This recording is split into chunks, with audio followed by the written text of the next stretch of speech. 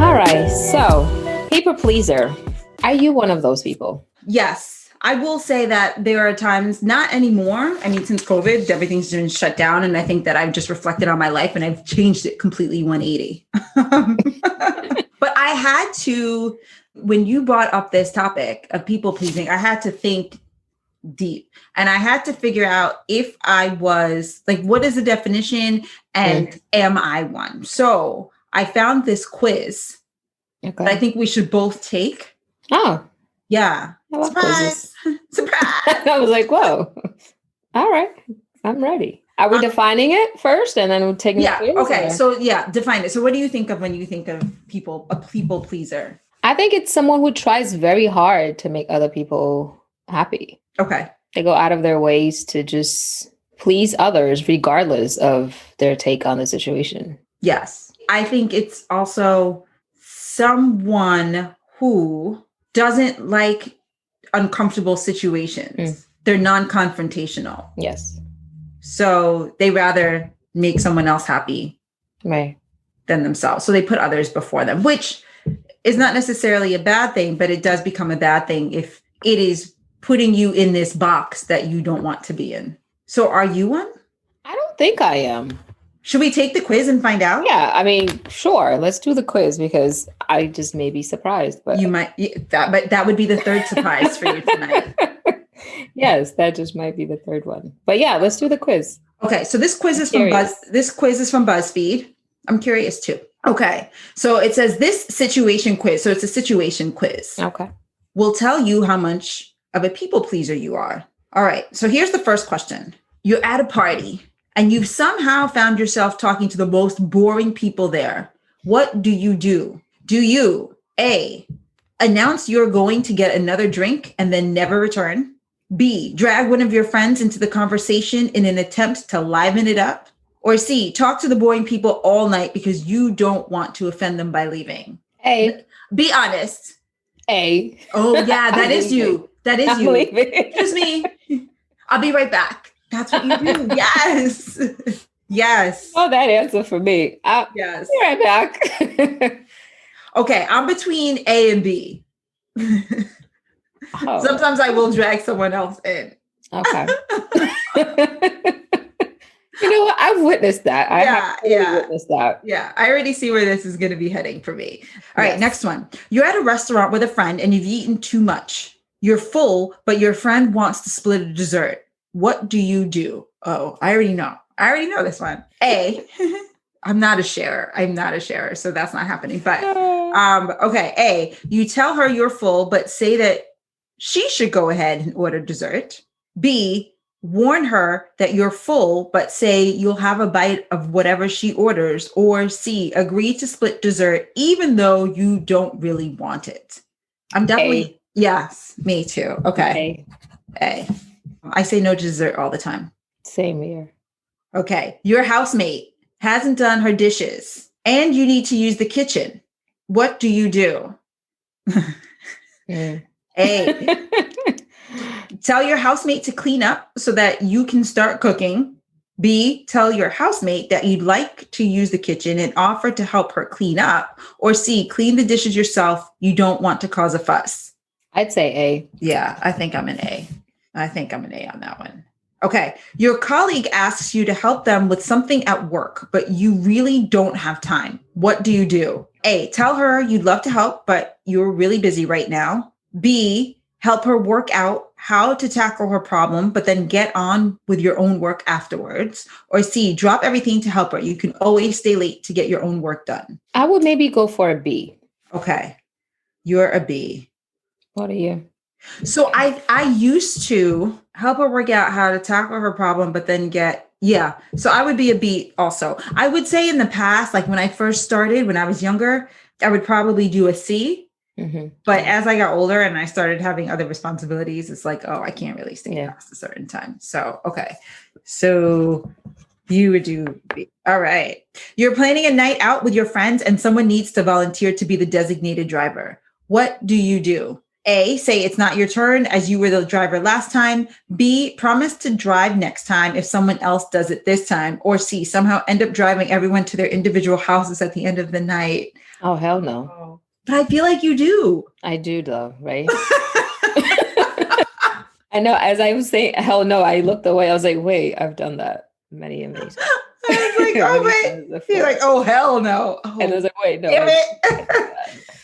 Oh. You know, when it comes to driving, Yeah. I will volunteer to do it anytime because I just know my driving and I will be. Is good? Yes, I know my driving skills and I know that I would feel safer. So I'll just volunteer for that purpose. Oh, okay. You know what I mean? Like, yeah.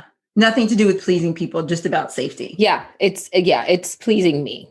Okay. Okay. Yes, it's pleasing, but like I put me first. It's kind of like I will be at ease being in the back seat, knowing that I'm at the end of the night, I'm cool and I know what I'm doing. So yeah, I will go for a C. But. Okay. I would do an A. So say that it's not your turn as you were the driver last time. I can see myself in this situation and be like, oh no, I did it last time. No, I'm not doing it. Yeah, I can see myself doing that.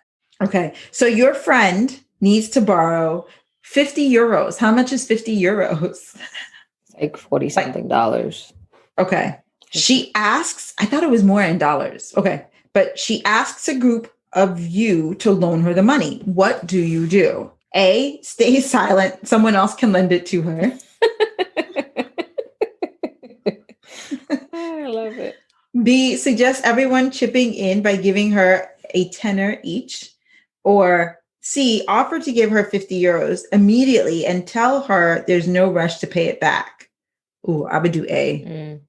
Wait, what's A? Stay silent. Oh, stay Someone else can lend it to her. I guess it depends what she needs it for. Yeah, but see, you don't get to play the situation. Yes. Okay. Sorry. No. Okay.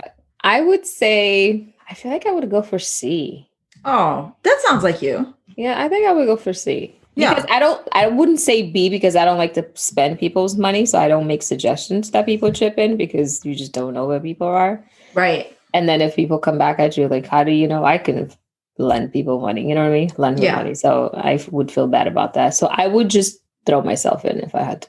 I guess I sound like a people pleaser already. Yeah. So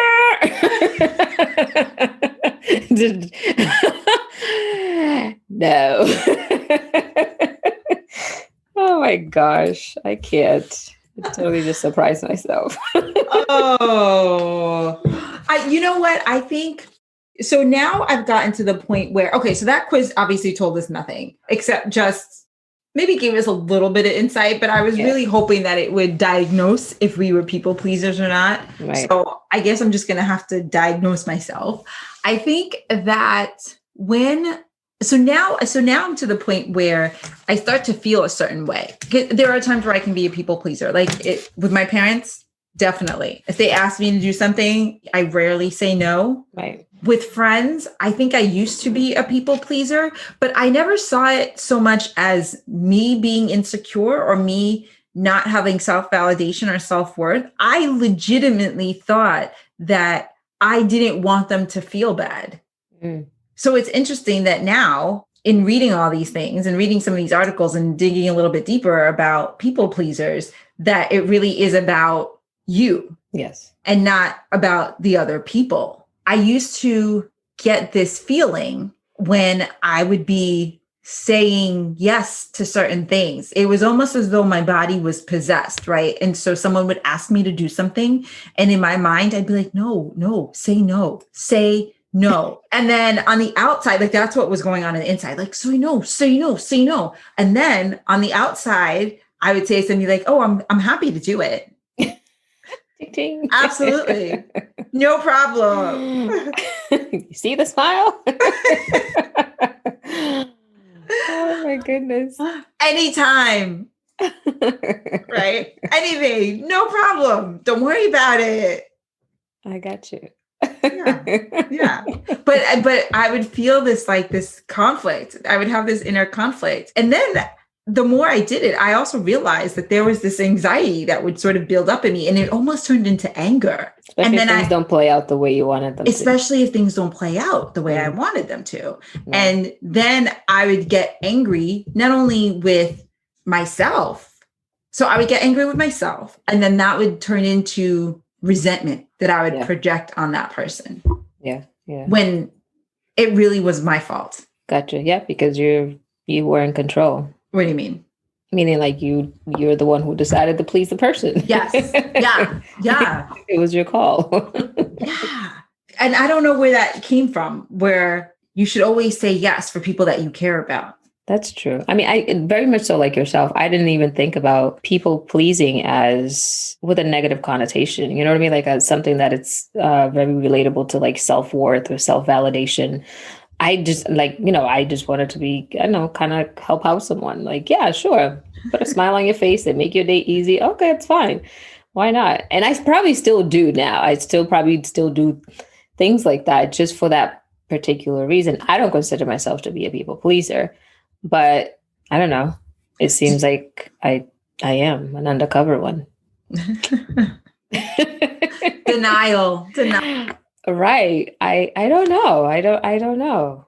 Do you feel like, because it also, the definition is not only what you said about trying hard to make others happy, but it also means that your time and your resources are sort of taken away. And so can you see it in the context of people taking up your time? I would say now I do. Yeah. Now I do. I never really did. I don't know. Now at this age, yes. I'm like, it's not worth my time. It's not worth my feelings. It's not worth anything to me. So now I can totally identify those things. But before, definitely not. I think that's the part that got me angry. That when I realized I was giving away my time. Good time, yeah.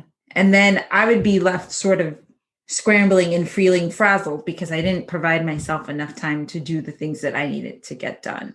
Right. But then there's guilt, right? There's guilt to that, because then you're also like, oh, you're so selfish. Like, how could you be so selfish? Like, that's the voice that plays in my head sometimes, right? Like, how could you be so selfish? It's all about you, your time, what you have to get done. What about the other people? Yeah. I mean, yeah, there's definitely guilt, right? Yeah, there's definitely guilt in there. But then it's like, why not? Why not all have it all be about me? Why can't you be selfish? Yeah. What's wrong with being selfish sometimes? I don't know. That's another episode. Right. But clearly it has a negative connotation, right? And maybe there are two sides to this coin. Like there are negative actions or negative behaviors, yeah, that could be selfish. But then in some ways, self-care is an act of selfishness, right? So I think it's like self-care is seen as the positive part of being selfish, and anything that doesn't include self-care is sort of deemed as negative. It gets bashed. Yeah, exactly. Exactly. And I think that's the other part to it, right? Because I don't want people to think that I'm selfish. Because God forbid people think I'm selfish, then what? It's so funny because nothing actually happens if people think that you're selfish. Like the world doesn't stop turning. End, right? It doesn't end. It doesn't stop turning. You may not be selfish, but you may have selfish acts, right? Or tendencies. Yeah. And that's natural. I think it's natural to be selfish because I feel like it protects your sanity in a way, a little bit. Yeah. Unfortunately, I think most of us don't learn that until we're much older. Much older. Yes. Yeah. I did not know this earlier on. Absolutely. I wish I did, because I would be a different human being today. Yeah. So, did you answer the question? Are you a people pleaser or not? I don't know. I think I have tendencies, people pleaser tendencies. I definitely am. I used to be definitely hardcore people pleaser. Now I think that I'm learning how to not say no, because I don't say no, but what I do is tell people where my head is. Okay. I feel like that's also for those people out there who don't like to actually say no. I think an alternative, at least it works for me, an alternative is to tell people where my headspace is, because people can't be mad at you for saying where your headspace is. Right. That's just like a no with the sugar on top. I don't know. I don't think it's a no. I don't think it's a no with a sugar on top. I think it gives context to the no. Oh, okay. So it's not like, no, I'm not available. I can't. I'm sorry. And I know that might work for some people. Like, don't over explain, a no is a no. It's a full sentence, right? No is a full sentence. That doesn't work for me internally. I still feel, and again, maybe this is me being people pleaser. I feel as though I want you to know why I'm saying no. So that makes you feel better. Yes. Because you know what it is? Because I think that sometimes people's future behavior is based on past behavior. So I think that if you had a negative experience with someone when you said no, all right, well, let me not speak in generalizations. Yeah. I've had negative experiences with people when I said no. Right. I have since provided context. And as a result, for me, I don't know if it's on my end or if people just respond better. I just have better interactions with people. Because to me, it's like, it's not no forever. It's not no forever. You ask me to do something, it's not no forever. But it's no because maybe I just didn't have a good day. Or maybe I'm already overcommitted, or maybe I'm tired, so I'll tell someone why I'm saying no. And so maybe I still am a people pleaser. So sounds like Marissa is a people pleaser on a DL. Wait, so you don't give people context? Sometimes I do, but I don't always feel the need to do that. Right. I've said straight out, like, no, I can't. Sorry. It depends on who they are, right? It depends on who the person is. If it's my mom, obviously I'm not going to say no and walk away. But yeah, I mean, I've had times when I say no and just like leave it at no. Like you said, no is a full sentence. So I just leave it at no. But I mean, if it's someone like near and dear to my heart that I know, again, like I feel like I analyze people. I treat them the way they treat me. If they're very considerate and you know what I mean, then I'll take the time to explain myself. But if there's someone that's not so near and dear that doesn't do that to me, then a simple no to me works. Yeah, I agree with that. I think so for me, it just gets more complicated when they are really near and dear to you. Yeah. Because I don't think, for me, it's not an issue if it's an acquaintance. That's not an issue. Yeah. It's always an issue with people who are close to me. And I don't know why, because I know that they'll still love me unconditionally. And if they get really mad about me saying no, then clearly we have a lot more to talk about. We have bigger issues. We have bigger issues. We have bigger issues. So, all right. So I was reading this article last night, by the way, and there are signs to identifying a PP. Okay. A PP. You know what PP is? Yeah. SOPP. People pleaser. Not going to catch me slipping. There's no sleepy Joe over here. So the first one, these are funny because I was like, oh, wow, I'm that. Or I'm oh my God, I'm nervous already. So, all right. So the first one, you pretend to agree with everyone. I don't really do that. I don't do that. I don't, but sometimes it saves time. Okay.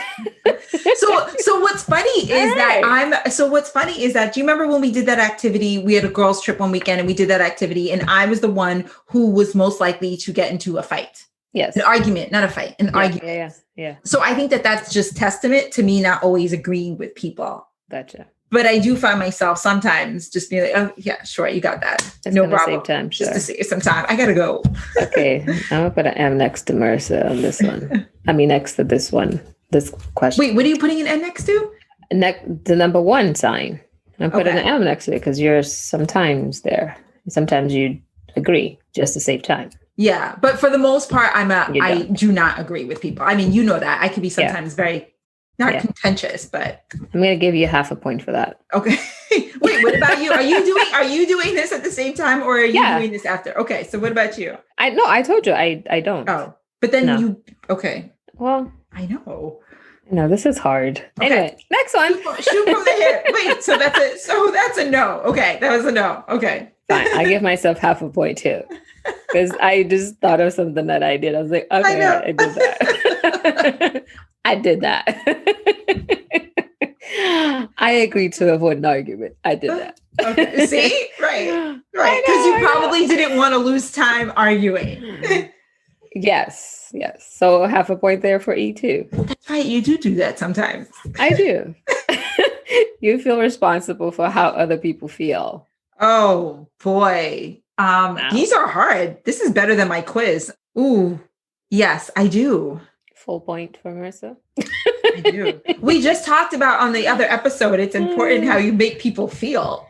Yeah, it is important because people do remember how you make them feel. Exactly. So I do feel responsible. Even though I know it may not be the case, I do feel responsible. I at least want to try to make it better. Got it. I'm failing at this. I told you guys. I told you. You would be such a good psychologist because you just have poker face when you ask these questions. It's funny you say that. I've been told that before. Yeah, you look very clinical right now. Okay, so wait, what's your answer to that? My answer is no. I don't. You don't agree. You don't seem to agree. You have a story to tell. Please do tell. No, I'll give you that. And I'm not agreeing just to save time right now. I will give you that. Yeah, no, I don't think that you feel responsible for how people feel. I don't, because I feel like people will come for feelings, right? The what? Come again. People come for some type of feelings, right? It all depends how you handle situations. And sometimes you cause people to have certain feelings. So if you come for it, you just may get it. But I don't feel responsible. Right. Like if you come really nasty at me, then my reaction then is going to be nasty and you caused it, right? So why should I feel responsible for it? Okay. You know what I mean? So to me, delivery is key. Okay. I take delivery very important in my life. So I don't feel responsible because I approach people in ways that I know that it's not going to bounce back at me in a bad way. So I don't have to feel a certain way. And so when people do that to me, it's kind of like, well, you caused it. So I'm not really feeling responsible for that because that was on you. Mm. Does that my rationale make sense? Yeah, I get it. So yeah, no for me. 1 point for Marissa. Oh my God. This one little curl, I want to cut it. Then you'll have like a short curl on the wrong spot. I think I can get it's going to be short at some point. I think I can get away with it. You apologize often. Ooh. You don't have to feel sorry for being you. Wait, just so you know. But you apologize often. I have scissors in my hand. Wait, what? You sure do. You apologize often. I do. Okay. Because let me give you my context. Because in the past, when I've been very straightforward and direct, it was not received very well. So now I just want to make sure, and this is only with people that are in my space, again, acquaintances I don't really, I'm not taking into consideration right now, but I have sort of reined things in a little bit and not shoot from the hip so much. So I do say sorry often, but it's genuine. It's not like, hey, I'm sorry. I love how you explain. It's not like, hey, sorry I exist. It's none of that. I realized my tone might have been a little brash. So I'm sorry, Got it. Oh, there goes that clinical face again. Great. Oh, I'm just taking notes. You're like, how am I taking notes? Okay. What about you? No, I don't think I apologize often. I'm trying to think. Like, I don't think so. I mean, obviously, if I do something that needs an I'm sorry, but not like I'm sorry for existing type of thing. Right. I don't apologize for an I'm sorry I'm existing, but I do apologize because sometimes my tone can be a little. I shouldn't be sorry. Right. I'll give you half a point for that. Give my points. Get my points. Okay, you feel burdened by the things you have to do. Like you overextend yourself, like, overbook activities and no, I got better at that. So no. No. Yeah, no here. I never feel overwhelmed by stuff I need to do. No, thank you. Sorry, that was my inner thought. You're a rock. No, I say no so fast. Sorry, can't do it. Wait, but is that because you used to overschedule in the past and you learned a lesson, or you just were never like that? I just realized I can't be at so many places in one day. Like I can't do it. Like I don't have. It's not fun anymore when you have. Yeah, like I don't have the headspace to stretch myself to try to please everybody. I can't do that. I will pick like 1 or 2, maybe 3 things that I can pull off, and then I kind of like prioritize what's most important, and then I'll make an appearance, but I'm not overbooking stuff. But did you ever overbook in the past? No. Oh, okay. No. Okay. That's me. Guilty as charged. So. You've overbooked, yeah. In the past? Oh, yeah. Really? Oh, yeah. Yeah. And I think part of it is because I would always see my mom sort of running around. And I think in my mind, I was like, oh, that's what I'm doing when I'm adult. I'm supposed to run around and do all this stuff. And she's so good, she's so kind-hearted. Yeah. But I did obviously begin to realize that I'm not her. It's okay for me to say no because I was feeling very overwhelmed in the past. Yeah. And it was just like, okay, run here. And then I used to get anxious because I wouldn't be enough time to get anywhere. Yeah. And it became too much. It's too much. I was dreading things instead of really enjoying them. And you actually end up missing the fun of things, right? Like, because you just want to make an appearance. Like, I'm in. It's like, you're not like, you're missing everything. Like, you're not even in one place long enough to appreciate anything that's happening. Right. I know. But I know people like that. Yes. Hey, hi, how are you? I'm just running to say hello. Just mwah, mwah. Yeah. Okay. So gotta go. What? We barely saw you for a half hour. Yeah. Yeah. No, it doesn't seem fun to me, but people do that, but bless their heart. Yeah. Is that what you said? No. I did. I said that at the beginning. I don't know where I got that phrase from. And I'm not from the South. I think most of that, you can't say no. That's it. That's like not even a full sentence. You can't say no to what? To anything. Because no is a full sentence. You said it. You just said that no is a full sentence. So you can't say no. I have said no. You can say no. Or sometimes what I do is I just don't respond. Right. You feel uncomfortable if someone is angry at you. Ooh.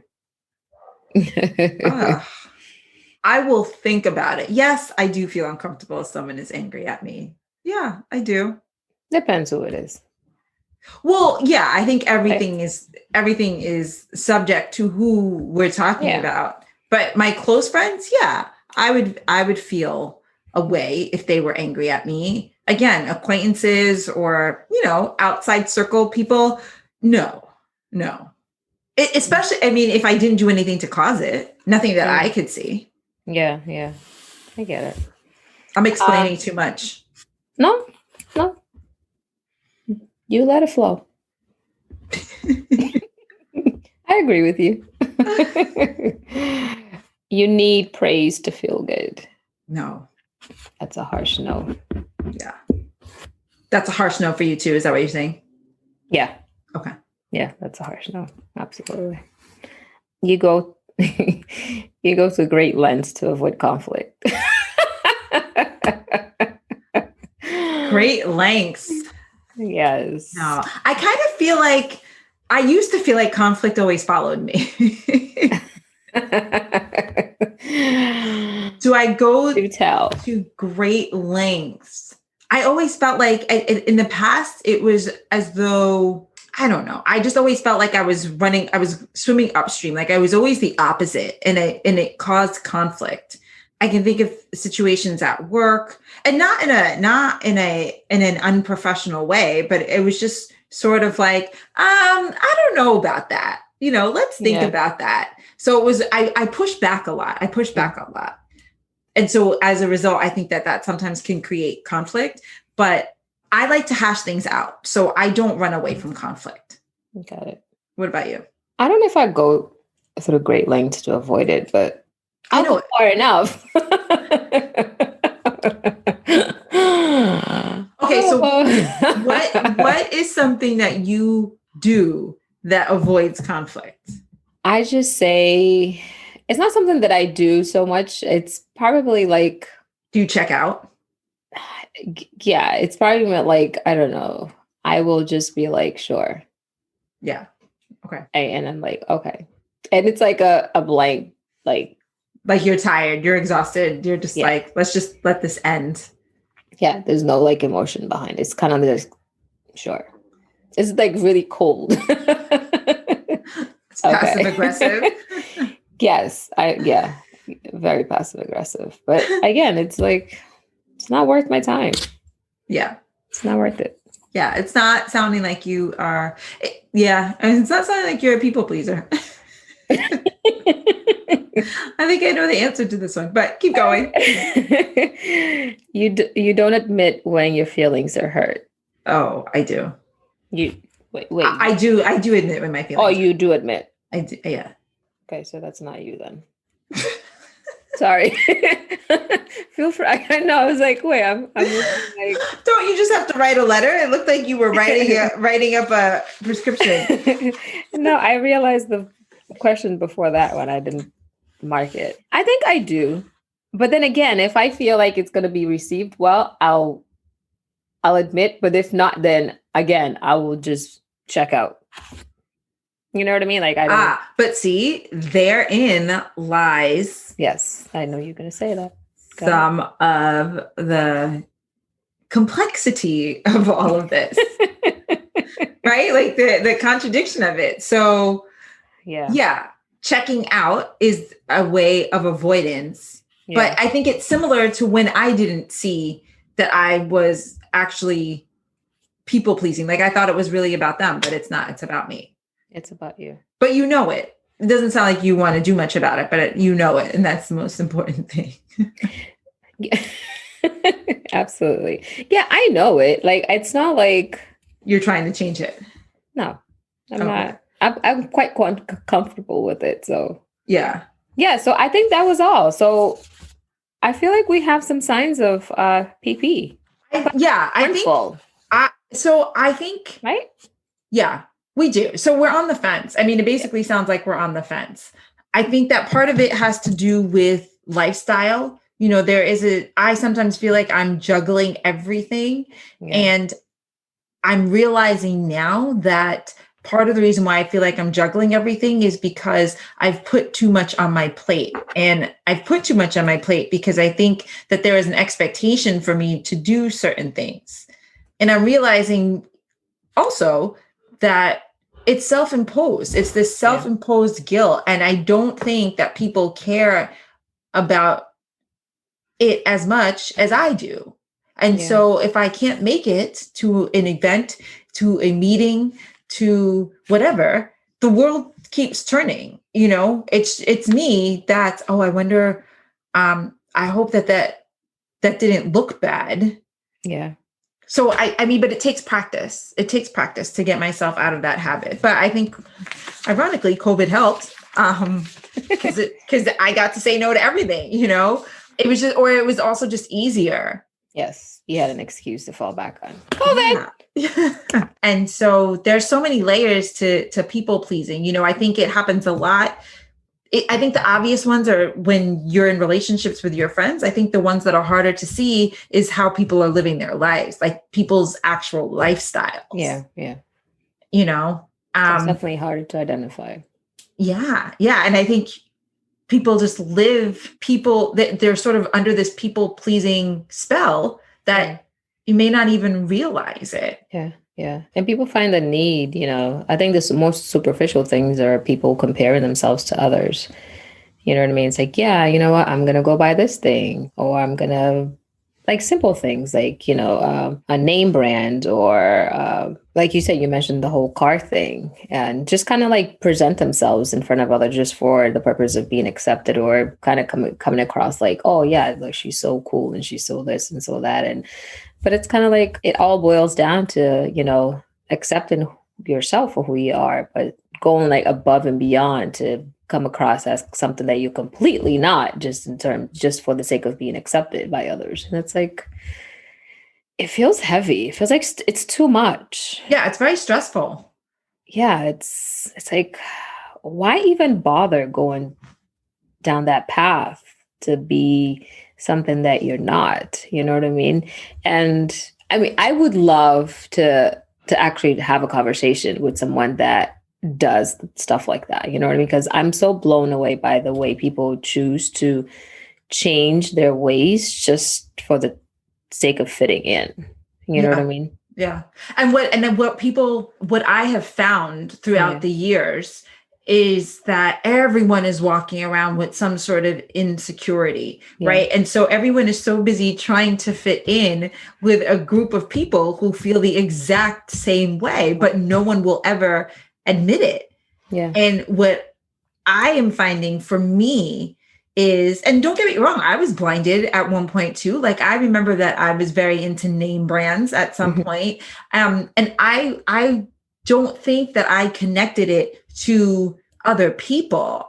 I just thought I really wanted it. Right. Not realizing that it might have been a chip that was planted in my head because of like what I'm seeing out there. And it's so funny because like now all that designer stuff, I look at it and it's just collecting dust because that's just not how I move anymore. Basically, I realized that I'm more guided by how happy I feel versus, so like for me, happiness is, so I own a Honda. Like, I don't care. It's ours, we financed it and I feel comfortable driving in it, knowing that we can afford it. Right. Whereas it's not like, oh, I got to make more money because I got to pay for this car, or I have to keep this job because I got to pay for this car, or I have to pay for this, I have to pay for that. Not saying that I don't feel, the squeeze to pay for things that we have, for a certain quality of life, not saying that, but there is less pressure that I put on myself. I feel more comfortable and more happy staying in my lane. And it doesn't mean that I'm limiting myself. It just means that the things that I once desired, I don't have that desire for them anymore. And I actually not desiring that has made me happier. Right. And you're sleeping at night. And I'm sleeping. And I'm sleeping at night. I'm sleeping at night. Your bank account's fine. Your Honda's great. You get into places. So right. You know what I mean? Like we can still get to the same location. Exactly. Yes. And in style. What matters is what comes out of that Honda. Right. Okay. Don't let the Honda fool you. I love my Honda. I love it. It has room. I'm all about it. Everyone can fit comfortably. And the funny thing is too, I'm not so concerned about sometimes, I open the door and it's too close to the brick stairs that we have and I chip it a little bit and it's like, okay. It's got character, folks. It's got character. I'm not freaking out like, oh my God. Oh my God, my car. So hilarious. I think people pleasing is all about what Keeping Up with the Joneses is about. Yeah, it is. And it's got some, deep rooted stuff too, but I am not there. I don't have those rooted issues, so I can't even speak on it. I'm just really curious to actually have a sit down and talk to someone who would accept that they have it. Yeah. And so I can kind of like just pick their brain because I'm really like taken by it because I don't know. I guess I should feel blessed that I'm not in that space, but yeah. I will say this. When I was in my early 20s, I was in a relationship. So I think I was a people pleaser at the time. Mhm. And it wasn't until the reason why I know that I was a people pleaser is because it was very complicated. Like he was another race, he was another religion. And so Yeah. I always found myself trying to make compromises and sort of quell the tension, participate in certain holidays that I might not celebrate, but then Yeah. like when it would be flipped around. So like I would participate and go and worship with him in his religion. But then when there were Catholic holidays or, the holidays that my family would celebrate, if it was a religious holiday, he couldn't partake in it. But if it was sort of an American holiday, like Thanksgiving, then he could. But a holiday like Easter, he couldn't really partake in it. And so there were those types of things. Like, I think I probably should have gotten out of the relationship sooner. It lasted for 5 years. Wow. And it lasted for 5 years and we broke up for various reasons. But one of the things is that he actually went back to the country that he was from. And I was devastated at the time. I was absolutely devastated. But what I slowly began to realize when the smoke cleared, like after a heartbreak, you're just completely, you're devastated, you're traumatized. And so when the smoke cleared, what I started to slowly realize is that I began to find myself again. Like I felt as though my mind was so twisted that at certain points, I didn't really know what I wanted to do. I didn't know what I liked. I didn't know, I missed celebrating in authentic ways with my family. I missed having a person that I was seeing kind of like really enjoy celebrating certain holidays with my family. I feel like as time passed, I realized that there were so many compromises that I was making that I was no longer who I was when I entered the relationship. And I think some growth is good, but I don't think it's healthy to lose yourself in a relationship. And I was almost like I had to relearn and sort of reunite with myself after that relationship. And it was all because of people pleasing, right? Because I didn't want him to think that we weren't worth it. Yeah. Like us as a relationship wasn't worth it. Right. But you did more sacrificing than he did. And I did more. And I was okay with it. And I was okay with it. So I thought at the time. Right. I didn't see, obviously I couldn't see from the outside and understand the impact that it was having on me. But there were choices that I made. So I think that there were opportunities that I gave up. There were maybe relationships that I didn't pursue, like other friendships, or, there were maybe trips that I didn't take. So I think all of that is part of people pleasing. Yeah. And I think for me, it just required growth, because I think the people around me were trying to be supportive. So they didn't necessarily call any of this out. I was of age. So it was kind of like, okay, well, you're going to do what you want to do. You're entitled to do that.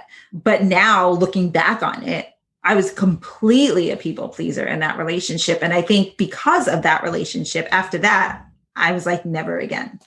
Right. But something good came out of it. Yes. Yeah. I got myself back. Yeah.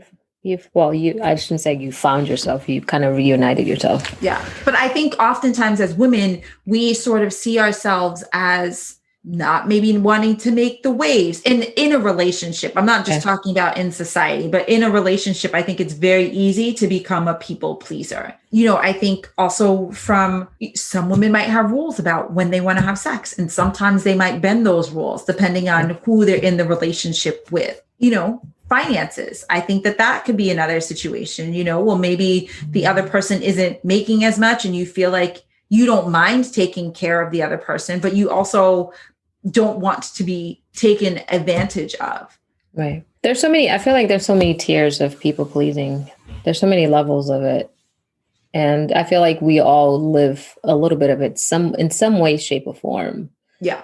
But I think the important thing is not losing yourself in the process. You know what I mean? I feel like we all do it, but staying in tune with who you are is key because it keeps you grounded. You don't lose focus of what's important. I don't think there's bad to it if that's what you're doing, if you're still in the game, if you're still in touch with who you are, you're not losing yourself in sake of pleasing others. But it's hard not to be a people pleaser.